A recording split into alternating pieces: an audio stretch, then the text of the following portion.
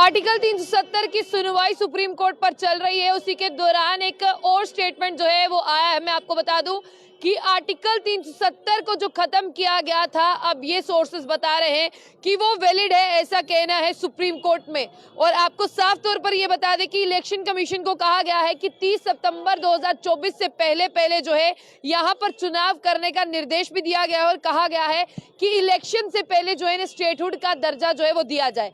आप सब लोगों को अमित शाह जी का वो स्टेटमेंट याद होगा जब गृह मंत्री अमित शाह ने ये कहा था कि जम्मू कश्मीर में पहले स्टेटहुड दिया जाएगा, उसके बाद में जो है वो चुनाव होंगे।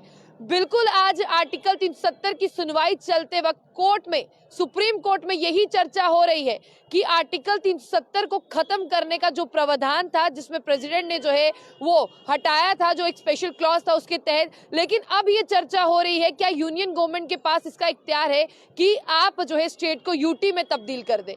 यानी उन्होंने आज तक ये सुना था कि यूनियन टेरिटरी से स्टेटहुड पर गए हैं लोग, कभी भी उन्होंने ये नहीं सुना कि स्टेटहुड से यूटी में जो है लोग तब्दील हुए हैं। तो अब आपको बता दें कि इसमें साफ तौर पर कहा गया है कि 30 सितंबर 2024 से पहले जम्मू कश्मीर को स्टेटहुड का दर्जा दिया जाए और साथ ही 30 सितंबर 2024 से पहले इलेक्शन कमीशन को चुनाव कराने के लिए भी कहा गया है। यानी अगर जम्मू कश्मीर को आर्टिकल 370 नहीं मिलता है, जम्मू कश्मीर को आर्टिकल 370 की वापसी नहीं होती है, तो जम्मू कश्मीर में स्टेटहुड की बहाली होगी, ऐसा कहना है सुप्रीम कोर्ट का। और साफ तौर पर जम्मू कश्मीर में जो है वो इलेक्शंस भी होंगे, जहां पर अभी हाल ही में 5 राज्यों में चुनाव हुए जिनमें बीजेपी जो है वो सबसे ऊपर रही, चाहे छत्तीसगढ़ की, मध्य प्रदेश की बात करें। और साफ तौर पर आपको बता दें कि कांग्रेस को एक ही जीत मिली, वो थी तेलंगाना में। लेकिन अब जम्मू कश्मीर के, आपको बहुत बार ये कहा गया और आपने देखा कि जम्मू कश्मीर की राजनीति जो है वो बाकी सब राजनीतियों से बहुत अलग है। जम्मू कश्मीर में जो राजनीति है वो इसीलिए बहुत अलग है क्योंकि जम्मू और कश्मीर जो है वो लोगों के दिलों के साथ जुड़ा हुआ है और बाहरी राज्यों का भी जो ध्यान है वो जम्मू कश्मीर पर रहता है और हर कोई ये जानना चाहता है कि जम्मू कश्मीर में क्या हो रहा है। और इसीलिए आज आर्टिकल 370 के मुद्दे पर जम्मू कश्मीर के लोग ये जानना चाहते हैं कि आफ्टर ऑल आर्टिकल 370 आ रहा है या नहीं आ रहा है। लेकिन अभी तक जो सूत्रों के हवाले से कोर्ट के जितने स्टेटमेंट बाहर आ रहे हैं, अगर उन्हें तोड़ मरोड़ कर जानना चाहें तो ये कहा जा रहा है कि जो प्रेसिडेंट ने स्पेशली इख्तियार लिया जिससे आर्टिकल 370 को विदाउट कॉन्स्टिट्यूशन असेंबली के जो है वो खत्म किया गया, उसे सुप्रीम कोर्ट ने कहा कि वैलिड रखा जाता है। यानी आपको थोड़ी देर बाद यही सुनाई दे सकता है सोर्सेज के हवाले से कि जम्मू कश्मीर में आर्टिकल 370 की वापसी जो है वो नहीं होगी। इसीलिए कहीं ना कहीं आपको बता दें कि कपिल सिब्बल जो सीनियर एडवोकेट थे, जिन्होंने काफी ज्यादा पिटीशंस रखी और काफी ज्यादा दलीलें रखी, उन्होंने भी ये कह दिया था कि कुछ लड़ाइयां जो है वो हारने के लिए भी लड़ी जाती हैं। ऐसा जरूरी नहीं है कि कोई भी लड़ाई का आगाज हो, कोई भी लड़ाई हो, कोई भी जंग छिड़े तो उसमें जीत ही हासिल हो, ऐसा जरूरी नहीं है। आपको बता दें कि अगर आर्टिकल 370 वापस नहीं आता, आपको स्टेटहुड वापस जरूर मिलेगा, ऐसा कहना है सुप्रीम कोर्ट का, क्योंकि स्टेटहुड जम्मू कश्मीर के लोगों का हक है। और गृह मंत्री अमित शाह ने खुद ही कहा था कि जम्मू कश्मीर में सारी चीजें ठीक होंगी। यानी बदलता जम्मू कश्मीर अगर गृह मंत्री अमित शाह को दिखाई दे रहा है तो गृह मंत्री अमित शाह को यह भी दिखाई देना चाहिए कि बदलते हालातों के साथ साथ अब सब चीजें सुधर रही हैं।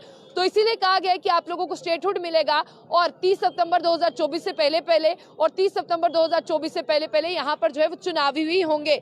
लेकिन यहाँ पर यूएलबी के चुनाव की बात करें, यूएलबी के चुनाव जो है वो अभी तक नहीं हुए। और साफ तौर पर अगर मैं अगली में स्टेटमेंट की ओर जाऊं तो यहाँ पर चीफ जस्टिस ऑफ इंडिया के साथ साथ 5 जस्टिस और हैं जो इस पर पूरी जो है हर एक चीज को नजर रख रहे हैं। और आपको बता दें कि प्रेसिडेंट ने अपनी स्पेशल पावर का इस्तेमाल करते हुए आर्टिकल 370 को जो है वो खत्म किया। और आपको बता दें कि ये शायद वैलिड ही रहेगा क्योंकि लंच ब्रेक से पहले जो है आपको पूरा डिसीजन भी सुनने को मिल सकता है। आप लोगों को ये कहा गया था कि अपेक्स कोर्ट की वेबसाइट पर आपको जाकर आर्टिकल 370 का डिसीजन सुनना है, लेकिन अभी वक्त लगेगा। अभी जिस तरह से मैं बात कर रही हूँ, अभी तकरीबन 1 भी नहीं बजा है, लंच ब्रेक इस समय के बाद ही होगा। तो ऐसा भी हो सकता है कि इसका लंच ब्रेक से पहले डिसीजन आ जाए। अगर ना आया तो उसके बाद में आपको जो है फाइनल डिसीजन सुनने को मिलेगा। लेकिन यहाँ पर जो जम्मू कश्मीर के स्पेशल स्टेटस की बात करते हैं, जम्मू कश्मीर को शायद अब वो स्पेशल स्टेटस ना मिले क्योंकि यहाँ पर एक और चीज है, वो भी आपको पढ़कर सुनाना चाहूंगी। रजिस्ट्रेशन ऑफ स्टेटहुड की जब बात की जा रही है, इलेक्शंस की बात की जा रही है, तो यहाँ पर यह कहा जा रहा है कि कुछ ऐसे सर्कमस्टांस से प्रेसिडेंट ऑफ इंडिया को स्पेशल स्टेटस को जो है वो हटाना पड़ा। और जो 70 सालों के बाद, यानी 70 सालों से अगर जो चीज आपके पास हो वो छिन जाए, तो ऐसा नहीं हो सकता कि 70 सालों के बाद छिनी हुई चीज को आपको पल भर में दे दिया जाए।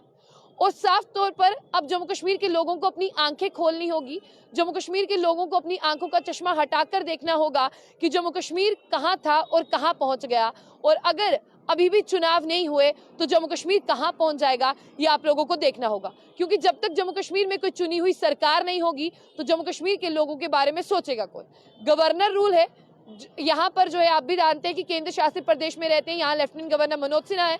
आज सुबह सवेरे उन्होंने भी जो है मीडिया से मुखातिब हुए और साफ तौर पर उन्होंने ये कहा कि जो भी कोर्ट का फैसला होगा, सुप्रीम कोर्ट का फैसला होगा, वो सबको मंजूर होना चाहिए। तो आप लोग देखिए, आप लोगों को इलेक्शंस जो है मिल जाएंगे 30 सितंबर 2024 से पहले और आप लोगों को स्टेटहुड मिल जाएगा। इसके लिए स्टेटहुड आपको कौन देगा? स्टेटहुड आपको केंद्र सरकार देगी। केंद्र सरकार को ही कहा गया है कि अब जम्मू कश्मीर को जो है स्टेटहुड दिया जाए, क्योंकि आप नॉर्मलसी की बात करते हैं, अगर वाकई में नॉर्मलसी है तो आप स्टेटहुड दे दें। इसके लिए जो है प्रेशराइज किया जाएगा सुप्रीम कोर्ट की तरफ से केंद्र सरकार को।